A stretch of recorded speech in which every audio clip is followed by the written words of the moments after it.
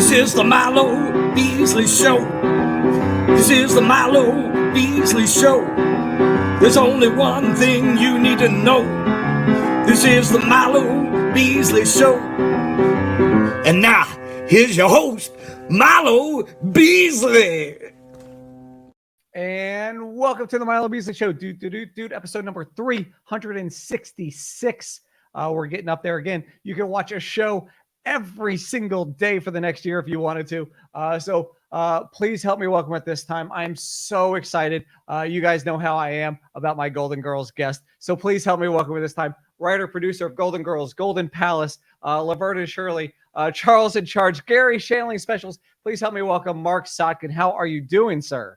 I'm good. How are you today, Milo? You sound like you're pretty good. It sounds like. Yeah, I'm doing great. I'm so happy to have you on the show. It's a running joke with me and my friends, and especially around the comic and pop culture convention scene, about how many guests that I've had on my show that have been involved with the Golden Girls. So I'm so glad to be able to talk to you today, and about that and some of your other works. Sure. Right. I'm more, besides just so thankful, I'm just amazed. Golden Girls is work that I did a long time ago. It's been a while now. I was at the first Golden Con, which was, I guess, a year ago, last April, and just amazed at the number of fans who we still have, how much the show means to people, how much it's affected people's lives in some ways. Yeah, I mean, here we are it's 2023, and we're still talking about the show. There's new fans, young fans. Oh yeah, I think we have more fans now than when we were actually on the air, and we were a hit show. Why do you think that is? Hulu. Hulu. you can. I mean, you could watch it a lot prior to being on Hulu. It was always on Lifetime or somewhere. It was on Hallmark. It was on Hallmark, right? Yeah. I watched it every night before bed. But at Hulu, you can watch it. First of all, you can watch it whenever you want, and it's all there. So it happens often now, where on Twitter you'll see, "Oh, I just started watching Golden Girls. I didn't realize I would, that I'm late to the game, but wow, how good we did! Good work." Absolutely, the shows. They still hold up. The topics, from a show in the 80s, early 90s, really resonate with the 2020s and what's going on right now. The LGBT content that was on there, just the controversial topics that nobody talked about. Do you think that you were able to get away with that because it was for older women? I think that was part of it. And I've worked on a lot of shows. I've never worked on a show where we had less network involvement. And I don't know what Paul Witt and Tony Thomas, whether they had dirty pictures of people at NBC or what the deal was, but we never got notes. And we never got censor notes. We never got, "Oh, you can't say this." And that's never happened. I mean, essentially, Golden Girls is four old ladies doing dick jokes. It really is. Okay. Right. So, yes, we did serious topics, but not unless we could make them funny. I mean, at the core, if it wasn't funny, Paul Witt used to say, it either has to be compelling or it has to be funny. And if it's neither of those, cut it. So, that was the mantra. Do you have any favorite episodes, either ones that you wrote and worked on, or ones that you were there producing? Favorites are, I really liked the Sperm Bank, where they go to the Sperm Bank, which was the first show of my administration. So that was the first show we brought to the table for the actresses to read, and it was a really funny episode. I love the episode with Sonny Bono and Lyle Waggoner. Absolutely, one of my all-time favorites. Absolutely, Killer. I think that's one of the greatest episodes. Killer funny.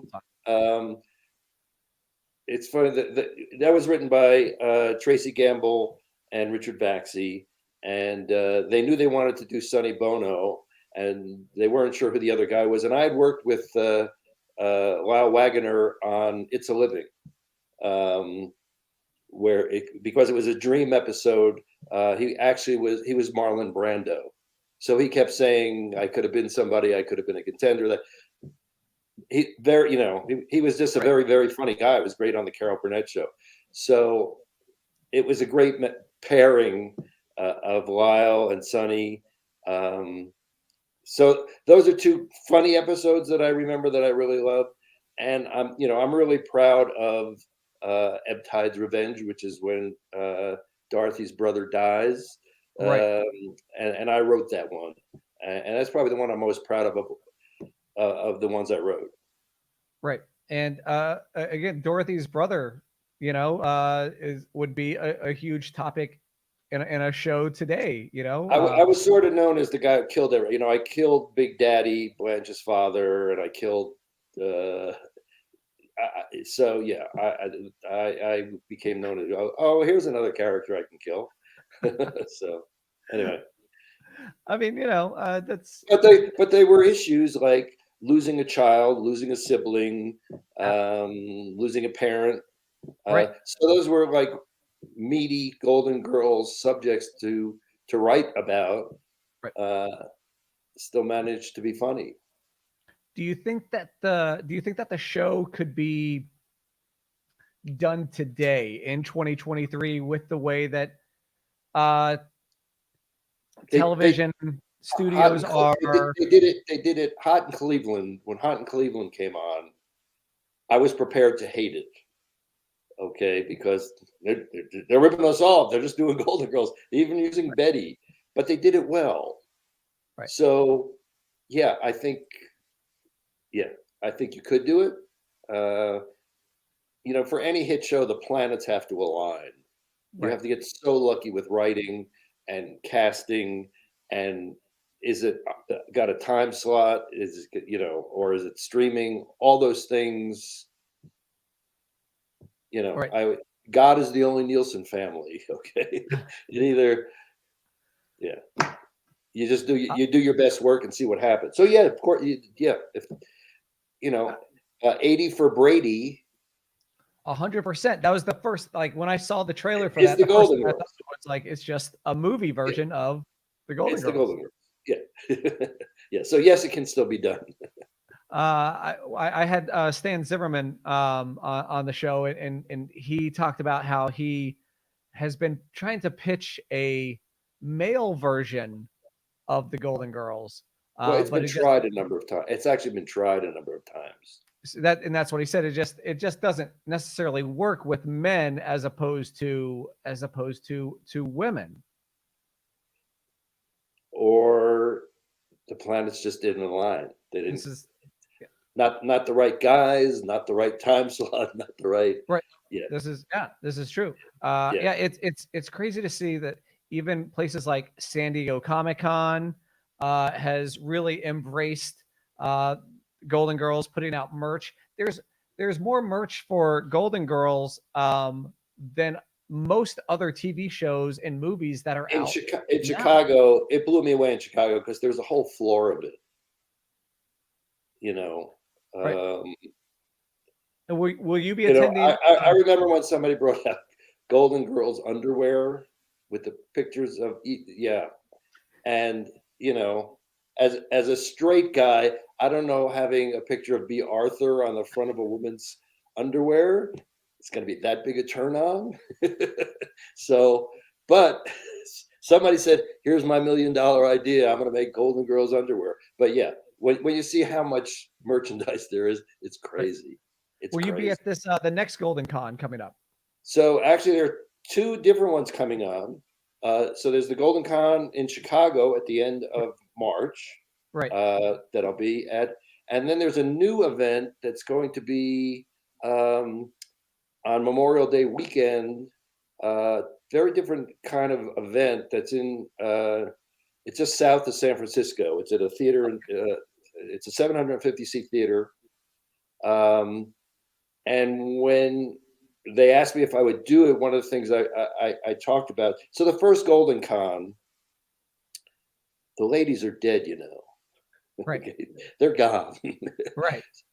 So in terms of bringing actors who have been in episodes, and the Right. fans love to see those people, but like Monty Markham, who played Blanche's gay brother who got married, Right. he was in the 2 episodes. He wasn't really aware of how that evolved and how it came about, who pitched it, and all that. So it'll be more of a focus in San Francisco. I'm bringing a lot of the people who wrote the show. And, Oh, that's fantastic. and Terry Hughes who direct, and some of those people will also be in Chicago. So like Terry Hughes, who directed so many of the episodes, is going to be in both places. So I think we'll see, but I think it's just the panels and everything will be more writing and producing focused than what goes on in Chicago. And again, it's a 750-seat theater, and this is their first event. So I'm not exactly sure how it's going to play out. But Chicago is great. I had a great time in Chicago. We talked about Golden Palace. We talked about Golden Girl. We talked about lots of stuff. Yeah. So Golden Con, I believe, is March 31st through April 2nd in Chicago. Yeah, so it's that last weekend in March. Yeah. Yeah, so many good things about it last year. So I'm glad to see that it's returning. So And Gail Parent's going to be there, and Jim Valley's going to be there. Let's see, Tracy Gamble. Those two will also be in San Francisco, along with Tracy Gamble. Those 3 people. The last thing we would do in a week would be a final pencil up of next week's script. So it'll be Friday. We're going to shoot Friday night. I would sit in a room, and those 3 people and Tom Whedon. There might be other people from time to time if they were writing an episode or something. Those are the people I want in a room. Just funny people. Absolutely, and funny. Great writers, and yeah. I was really the whole staff was. I had a great writing staff, and a lot of that had to do with Thomas as a company was very good at finding writers and putting writing staffs together. So. Yeah, as a showrunner, that's luck to a degree. Especially, I did, the last 3 years of Golden Girls and Golden Palace. Right. So there were people there who stayed. There were people who left. I didn't have a lot to do with, do I want these people or not? So some of it is luck of the draw. Now you mentioned Golden Palace, which is fantastic, which I'm actually rewatching again. Like currently, that's my current watch. Was there what was the when you're sitting there, working on that, was there a discussion about maybe replacing B. Arthur and getting another 4th, or were you for sure planning on continuing with just 3?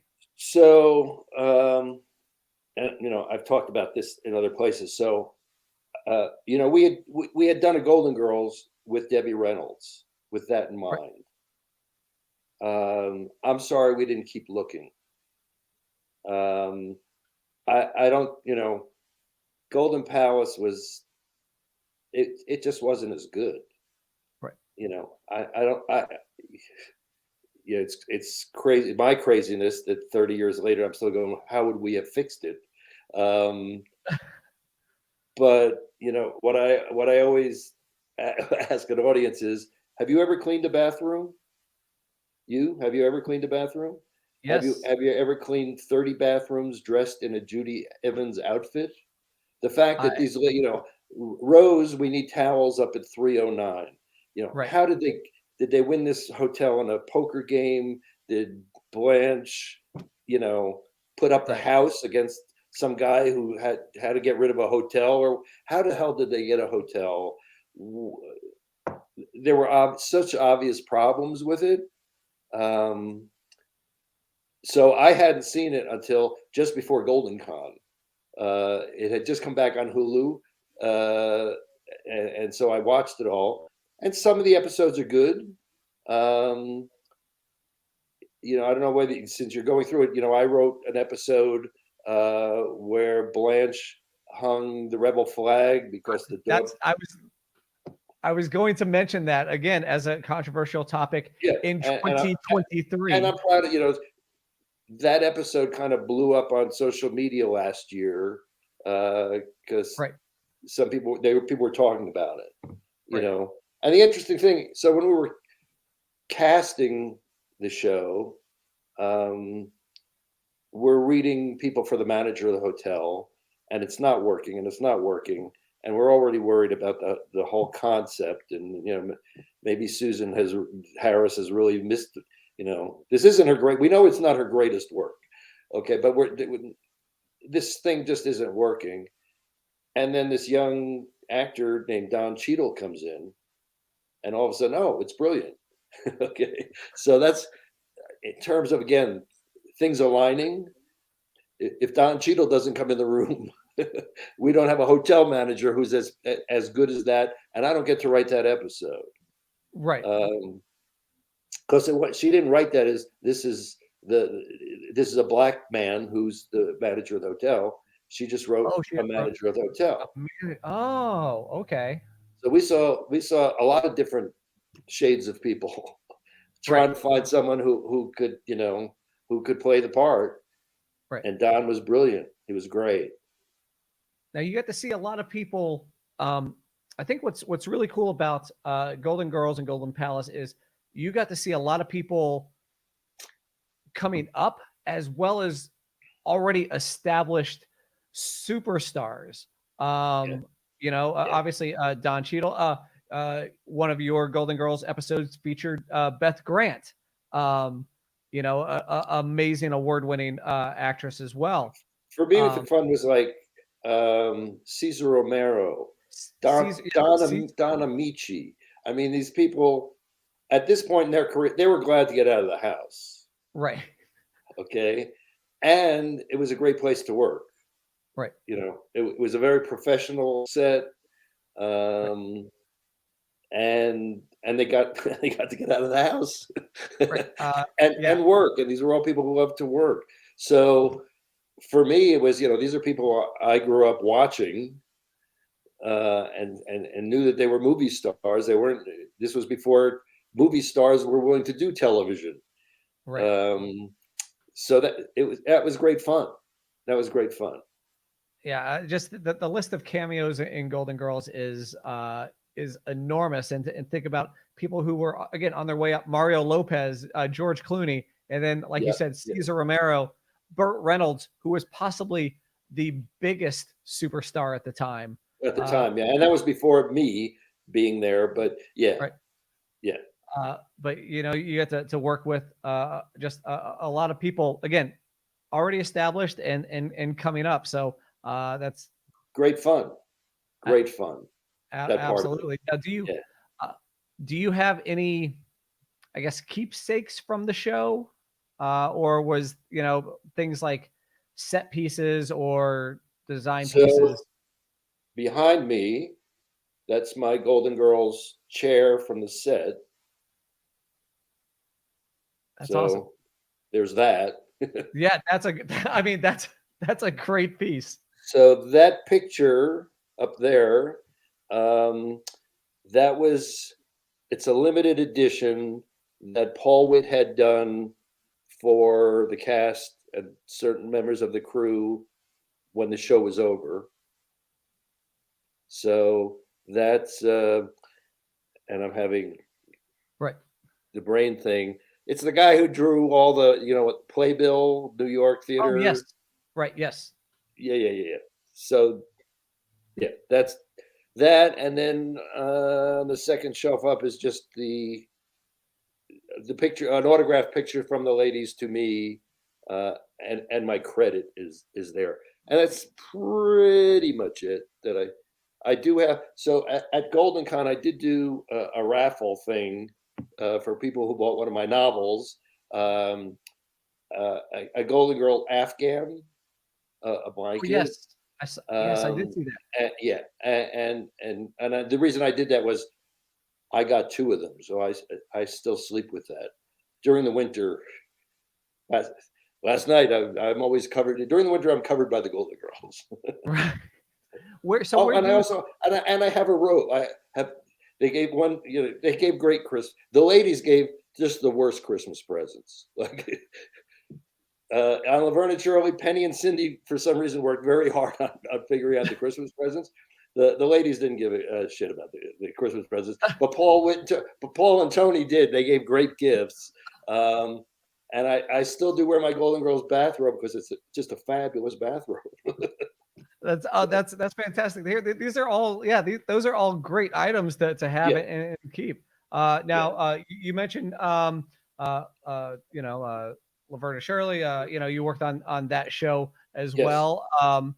So how did that come about? Where you were ended up working on Laverne and Shirley?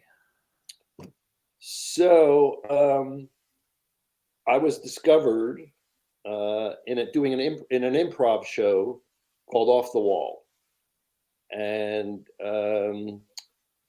it was a popular show. Actually, Robin Williams wound up working out with Off the Wall, and John Ritter worked out there.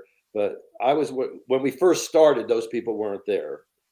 There were like 8 of us in the troupe, and unlike some of the other improv famous places, ours was strictly improv. We would ask the what do you want to see, and we'd get up and we did it pretty well, and we got good. The LA Times did a big article on us, and so people started coming to the show. Industry people started coming to the show, and a guy named Harvey Miller, who he wrote the film Private Benjamin, but he was one of the writer producers on The Odd Couple, Okay. and so he came, and he had just gotten a show on NBC called Sorota's Court, which was Night Court. It was Night Court. Only Fred Willard was the jerky guy, and Right. it was at a time when NBC was going through a lot of changes in administration. I think there was once we were on 2 weeks in a row in the same time slot. We did our 12 episodes, got canceled. Right. Just when we got canceled, Cindy Williams had the writing staff of Laverne and Shirley fired, okay, because they weren't writing her character. Anyway, which was great news. Anyway, so Harvey Miller was really good friends with Gary Marshall. When I was discovered when Harvey came to Off the Wall, he hired me and Chris Thompson, who went on to create Bosom Buddies and brilliantly funny, and Judy Judy Irvin when we first started, then Judy Pioli, which was her maiden name, and then Judy Askins, same person. So all 3 of us were hired on Sorota's Court. And then Harvey said to Gary Marshall, "You want these 3 people."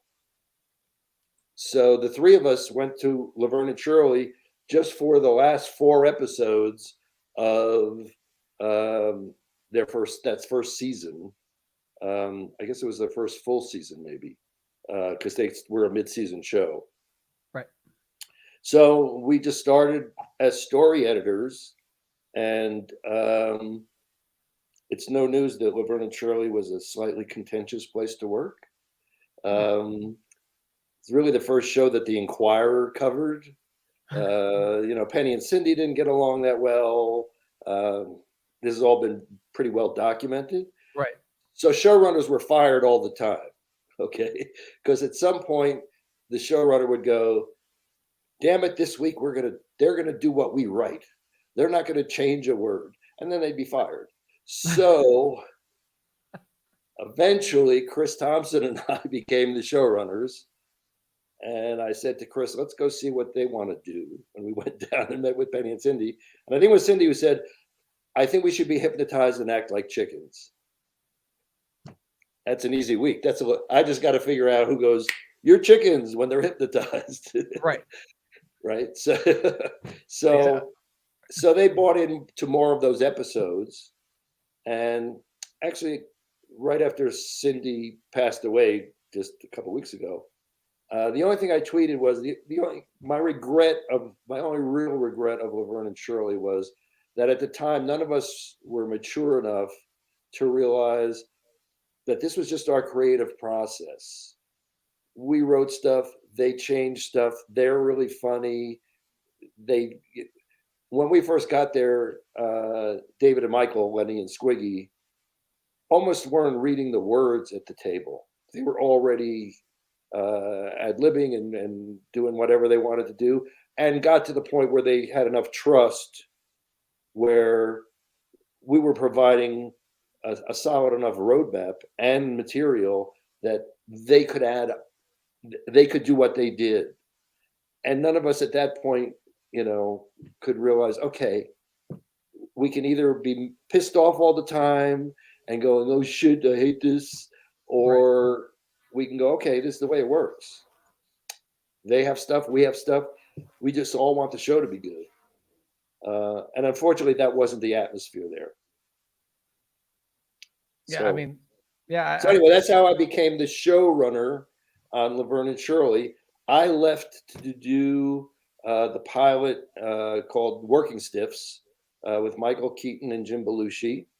And then after that, at some point, getting into that last season of Laverne and Shirley, Penny called me. She was supposed to be directing her first film, which was going to be The Joy of Sex. The brilliant John Hughes had written a script that was really, really, really funny, but the story needed work. Penny hired me to do a rewrite of the movie script, and so that we would have more time together to work on the movie, she said, "And why don't you come back and run this season of Laverne and Shirley?" And the deal with that season was, because she was getting ready to do the movie and Cindy was pregnant and knew she was pregnant, normally when you do a show, you shoot 3 or 4 episodes, then the actors take a week off because the actors are tired, and the writers get to catch up a little bit. We keep working on catch up. We were going to shoot 22 shows in 22 weeks. Penny and Cindy had to be in all 22 episodes, but I only had them for 18 of those weeks. So in some of those episodes, we have to shoot some other stuff after the audience left, where Lenny and Squiggy were going to Chicago. "Hey, Lenny and Squiggy, we're back from Chicago." And that was the plan. A few episodes in, Cindy left the show. So now all the scripts we have that have Laverne and Shirley, there ain't no Shirley. We can't shut down. And so overnight, that first night, Cindy's last show, we shot that show on Tuesday nights, and we shot that show Wednesday morning. I was called into the vice president of Paramount TV's office, Gary Nardino, and Nardino was there, and Tony Thermopoulos, the president of ABC, was there. Gary Marshall was there. Peter Roth was there, who went on to run Warner Brothers, but he was our network guy there. And I had not normally been called into that kind of meeting. And what the fuck did you do last night? Cindy Williams has quit the show. And so 3 of us had to write an episode overnight to be ready for that Thursday. So one of the worst Laverne and Shirley's you'll ever see is Laverne is in some fashion show with big hats. She has a big Eiffel Tower, and she has a big gondola on her head. It makes no sense, but we didn't shut down. Right. Then 1 week, so we started bringing in Laverne and boyfriends and Laverne, and we brought in different people. Right. And 1 week, so her boyfriend was somebody who Penny was actually seeing, an actor named Larry Breeding, okay, who had been in a show called Who's Watching the Kids. Penny was seeing Larry in real life. So on that show, since we shot on Tuesday, table read was Wednesday, big rewrite is Friday night. Do the big rewrite, come back to work Monday morning. Nobody knows where Larry Breeding is. His agent doesn't know where he is. Larry, unfortunately, got a little drunk, crashed his car into an overpass, and died. So we can't shoot Tuesday. Penny, such a trooper, unbelievable. We bring in Jim Belushi, who I knew from Working Stiffs and Penny knew in real life, to play the same part, say the same words that this other actor who Penny was seeing in real life. And so we did, it took 23 weeks to do the 22 shows. Otherwise we would have made it. Anyway, that was that Laverne and Shirley season. And she didn't make The Joy of Sex. So I couldn't imagine working under those conditions, that pressure. It was a crazy year. It was a crazy year, man. Yeah. Yeah. Unbelievable.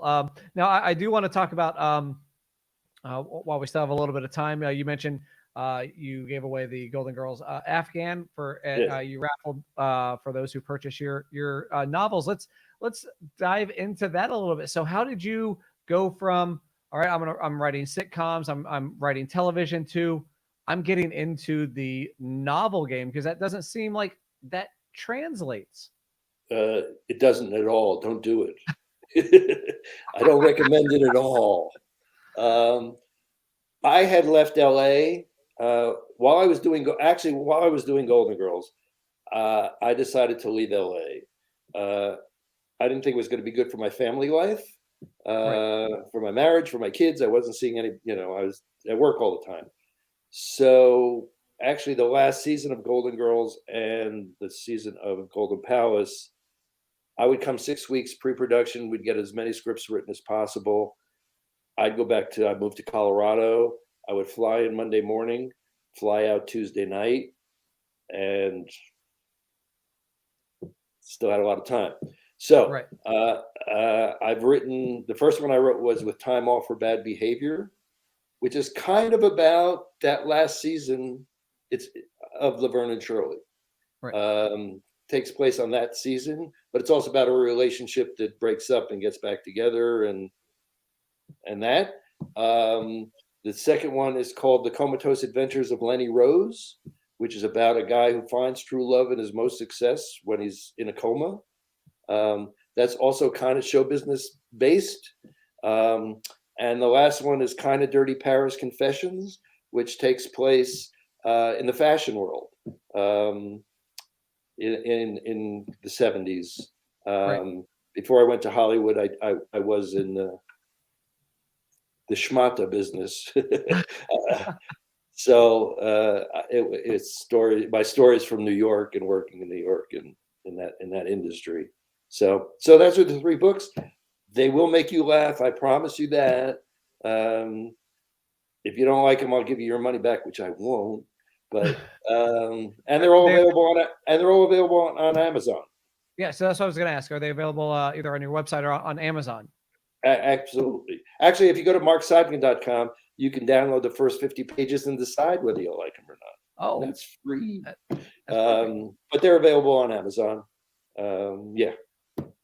And then you also something else that again doesn't seem like it translates, but you worked on I tried to find as much information on this because the concept really called to me, being a as you can see, a comic book fan. Yes. Was it a web series, The Improbables? Yeah, and unfortunately we never got it sold. So Kevin Bapp, who's a huge Golden Girls fan, had made a small cartoon animation called Super Golden Friends, Super Golden Friends. Right. And a friend, I saw it, and it was funny, and I just reached out to Kevin and said, "Yeah, this is funny." And we started talking that there might be something funny about 5 older superheroes who didn't get the best superpowers in the world, who were living together in New York, and that all superheroes, all of them, Superman, everybody, come from the same secret lab in New Jersey. These guys are kind of pissed off that they didn't get the best superpowers, and in hoping to get it sold, we did some short animations. Jimmy J.J. Walker played Denominator. Bruce Valanche was one of the guys. Paul Wilson, who people don't always recognize by name, but you've seen him on in Cheers and Office Space, the movie. And Jim Vallely was one of the guys. And Jordi Caballero was one of the. So anyway, so we did these short, just little clips of just little, Jimmy J, saying, "I just had lunch with Superman today. Can you name one good restaurant in Metropolis? You can't. Okay. I don't know how he lives there." So we wrote this, and Kevin, we did the whole first issue, and then Kevin's got a real job, and he just couldn't. We kept writing. There's 6 scripts. I think they may all be on the website, but definitely that first complete one with the animations is on marcsotkin.com. That's fantastic. That was sort of frustrating because I wrote that with Tracy Gamble, and we just. Sometimes you go through a period where shit's not getting sold. It was one of those periods. I would love to see that as an actual book, not even necessarily as a series, a TV show. I would love to see that as an actual comic book. And I think, maybe. Yeah, and I don't, none of us really knew the comic book business. Right. If you know any comic book publishers, tell them they should go look at this. I do. Well, they should. Yeah. Weirdly, absolutely. I will definitely be pitching this to some folks in the future. And if they have artists who have time to draw it, there's 6 more episodes that are ready. So there you go. I think I want to do again while we have time is something that we do every episode, and it's called the Milo Beasley Show Frequently Asked Questions. Now, these are going to be, I'm going to ask you 5 questions, and it's going to be the same 5 questions that I asked to every guest here on the show. So there's no right or wrong answers. So question number 1. Yes. What was the first concert you ever attended? Little Anthony and the Imperials in Central Park in New York. They used to have summer concerts. Little Anthony and the Imperials is the correct answer. That's pretty awesome. In Central Park too. Yeah, and it was a time. It was probably in the early 70s when it was sort of scary to go to New York because people were getting mugged all the time. Right. But they had this summer series where they had acts that I liked. And I'm a big R&B fan, and so Little Anthony and the Imperials. That's fantastic. Question number 2: do you believe in ghosts? No. No. Nah. I'm not sure. I'm not sure. So here's the thing. Spirit guides, perhaps.